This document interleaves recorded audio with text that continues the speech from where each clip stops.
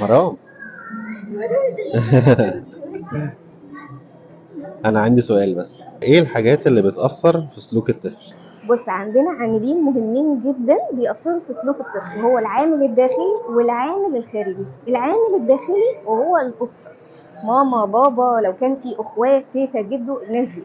العامل الخارجي وهو البيئة المحيطة، يعني المنطقة السكنية اللي هو قاعد فيها، المدرسة، الحتت اللي بيروح فيها. طيب، أنا لما ألاقي سلوكيات بتتجدد كده عند طفلي وإن ديت ما اكتسبهاش من البيت أو إحنا ما بنعملهاش في البيت، يبقى أعرف إن دي من العوامل الخارجية، وابدا على طول اقومها واصلحها. ما بقاش بضحك عليها، ما بقاش بقول ايه ده، بصوا ابني بيقول ايه، ونقعد نضحك علشان الحاجات ديت ما تتزايدش عندي. ابدا ان انا اخمدها خالص وان هي لغايه ما تنتهي، وده عن طريق ان انا بقوم السلوكيات.